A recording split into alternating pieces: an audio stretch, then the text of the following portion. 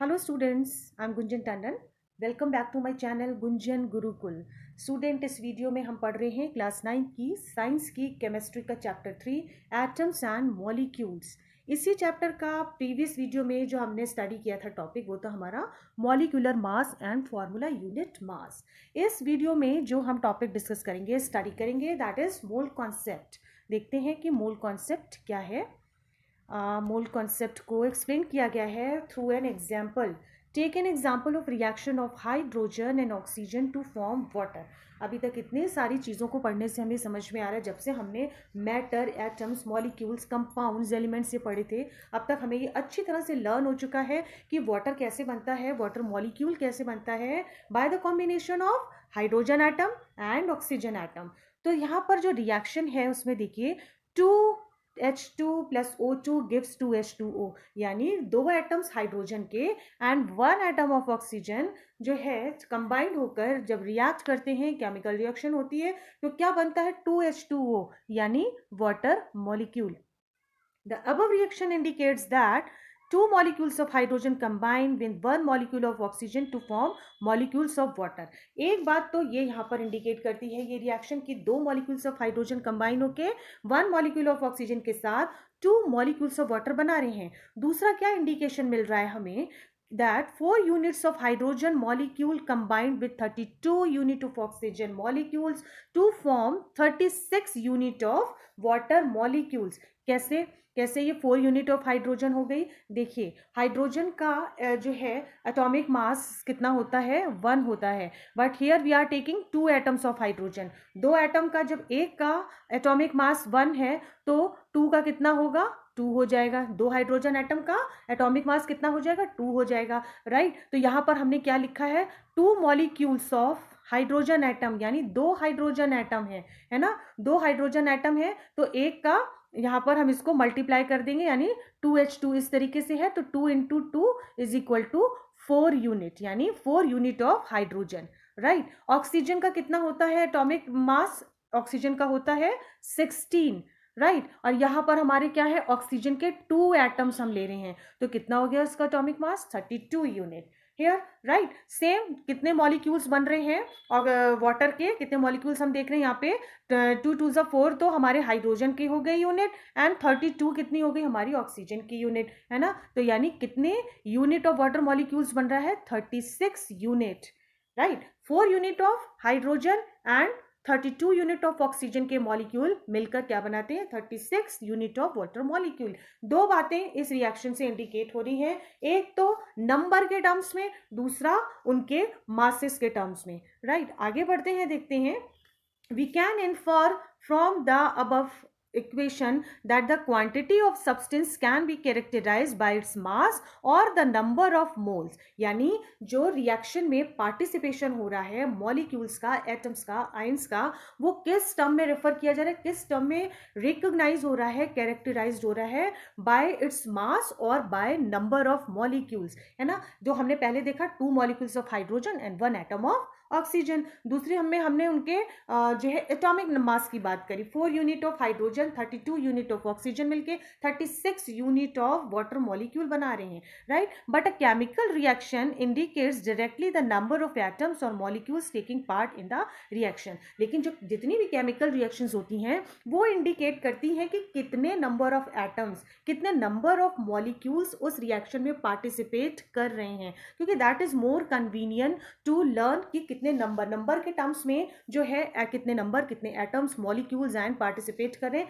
ये लर्न करना ज्यादा इजी होता है in comparison to their masses, है ना। अब हम याद करेंगे कि 32 जो है यूनिट, यानी 32 ग्राम ऑफ जो उसका एटॉमिक मास है, इतने ऑक्सीजन ने इतना पार्टिसिपेशन किया, तो 36 यूनिट ऑफ जो उसका वेट था, 36 जो उसका मास था, उतने वाटर मॉलिक्यूल बने। तो नंबर के टर्म्स में उसको समझना ज्यादा इजी रहता है। This is more convenient to refer the quantity of substance in terms of the number of its molecules और एटम्स। यही मैंने बताया कि क्वांटिटी के, किसी भी सब्सटेंस की क्वांटिटी किस चीज से ज्यादा कन्वीनियंट होती याद करना, bye there with the number, उनके नंबर्स के थ्रू, है ना। जब भी हम मार्केट में बनाना परचेज करने जाते हैं, एक तो हम बोल देते हैं 1 डजन या कुछ, अगर हमें उतने नहीं लेने हैं तो 1 बनाना, 2 बनाना, 3 बनाना, है ना। ठीक वैसे ही यहाँ 1 atom of molecule, 1 atom of oxygen, इस जो है टर्म में बात करना ज़्यादा ईजी रहता है, और इसी टर्म में केमिकल रिएक्शन में जब वो पार्टिसिपेट करते हैं तो that is more convenient to understand rather than their masses. Masses के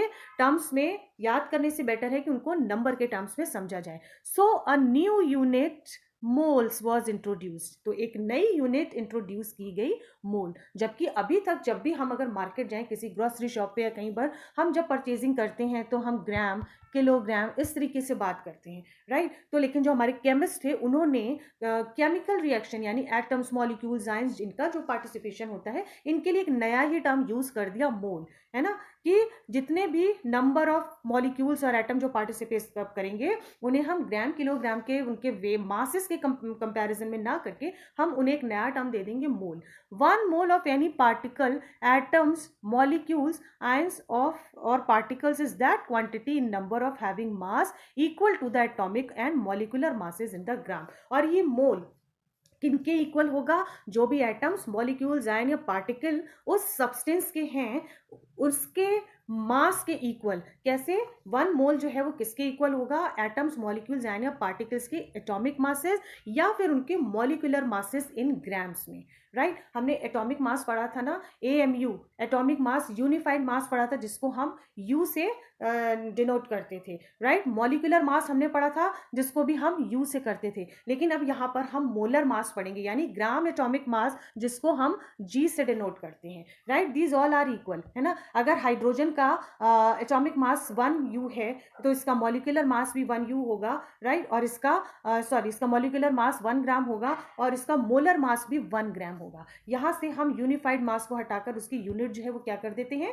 ग्राम में कर देते हैं, राइट। तो यहाँ पे जो मोल जो इंट्रोड्यूस किया गया टर्म वो किसके बराबर था? Its quantity in numbers having a mass equal to its atomic और molecular mass in grams, right. अब देख लेते हैं यहाँ पर एक ये फ्लो चार्ट में बताया गया है कि 1 मोल ऑफ, यहाँ पे देख लेते हैं, इसको हम थोड़ा ऊपर करके शिफ्ट करके, यस, ये यहाँ पर हमारा आ जाए तो ये देखिए 1 mole of carbon atom is equal to 6.022 into 10⁻23 atoms of carbon. चलिए इस फ्लो चार्ट को हम थोड़ा बाद में समझते हैं, लेकिन ये देख लेते हैं कि किस तरह से ये यहाँ पर जो है इसको एक्सप्लेन किया गया है, right। The number of particles of atoms, molecules or ion present in 1 mole of any substance is fixed, है ना। जो भी मोल्स का 1 मोल किसी भी सब्सटेंस का, वो नंबर मॉलिक्यूल्स का हो, एटम्स का हो, किसी भी पार्टिकल्स या आयन का हो, उसका एक वैल्यू फिक्स्ड होता है। और वो क्या फिक्स्ड वैल्यू है? 6.022 इंटू 10⁻23।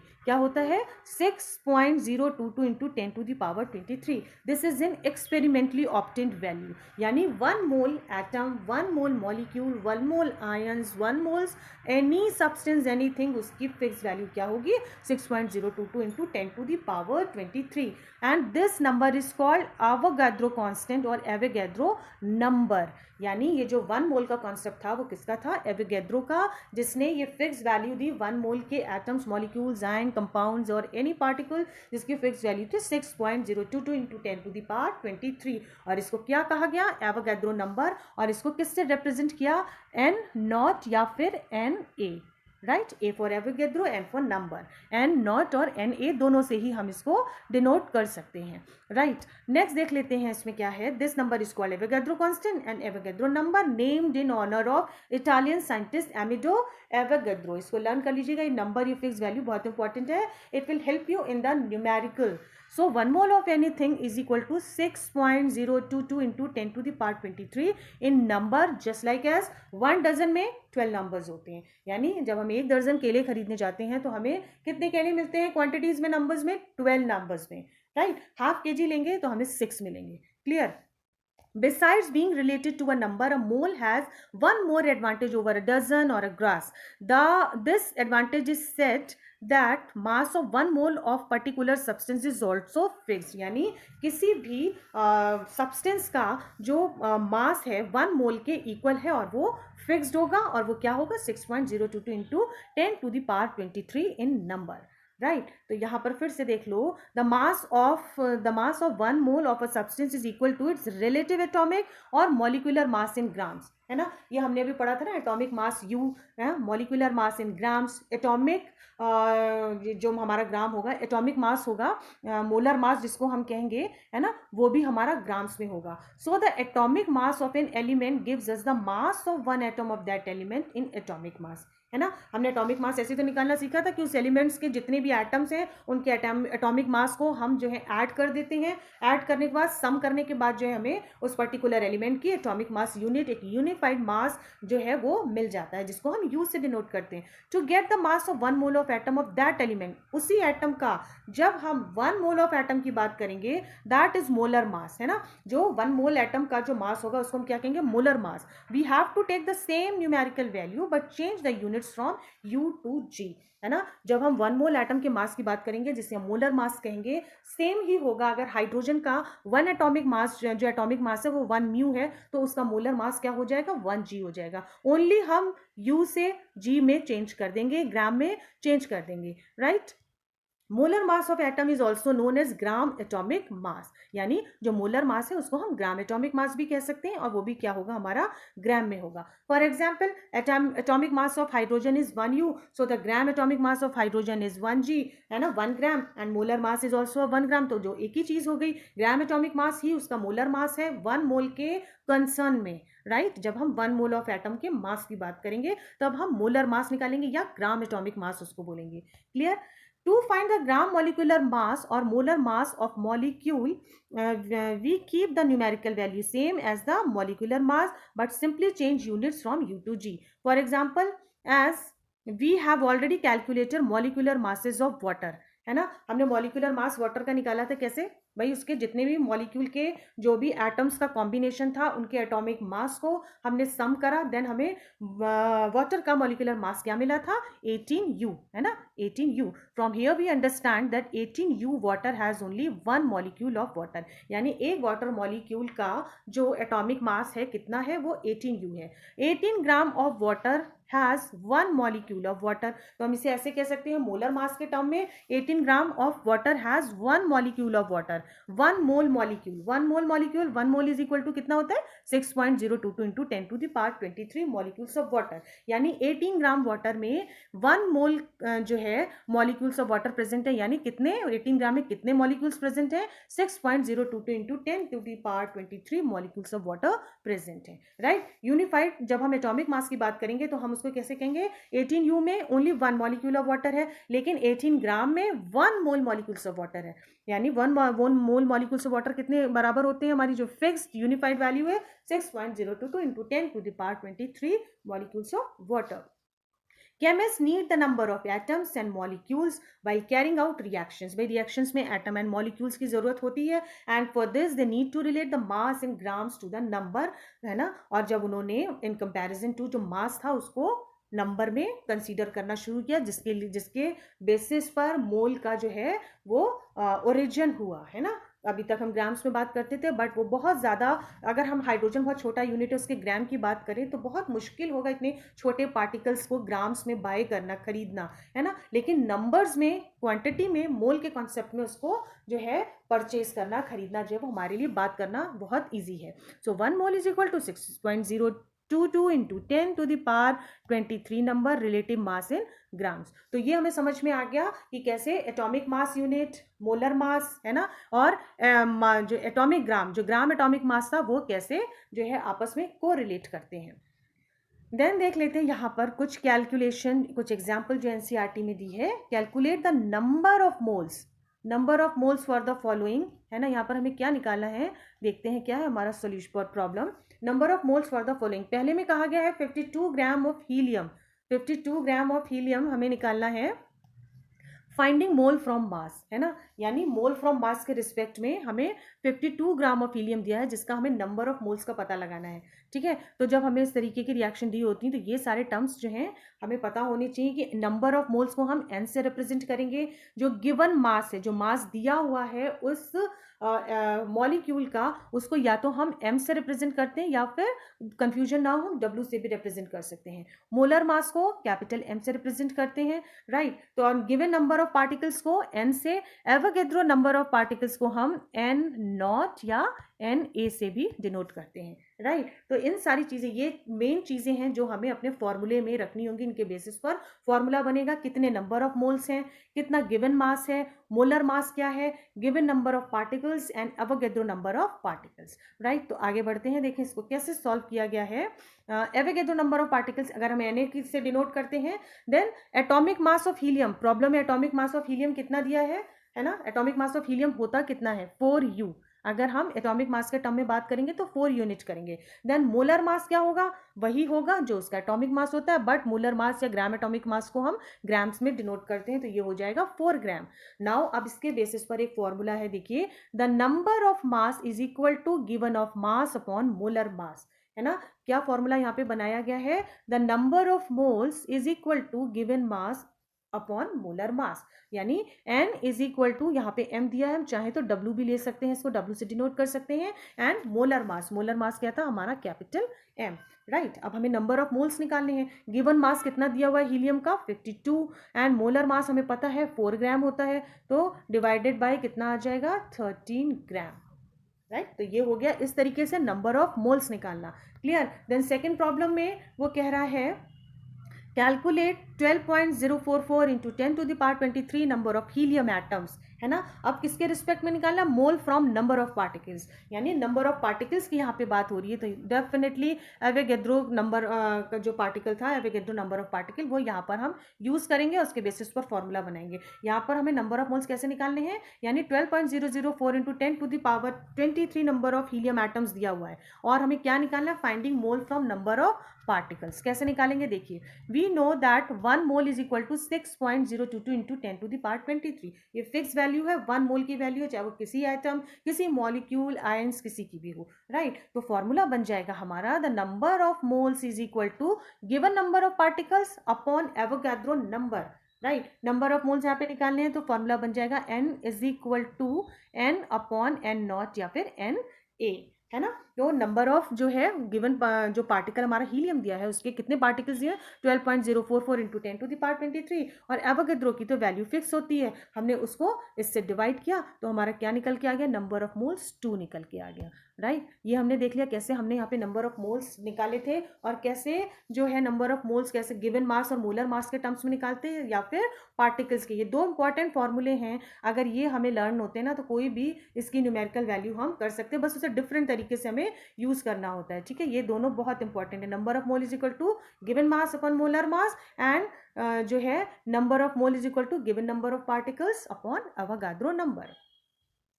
राइट, देन देखते हैं calculate the mass of the following. अब मास निकालने की जब हम बात करेंगे, है ना, फॉर्मूला वही होगा, उसको तोड़ मरोड़ कर ऊपर नीचे कर कर वैल्यू पुट करके जो है उसी फॉर्मूले में हम जो है उसके through mass of the following निकालेंगे।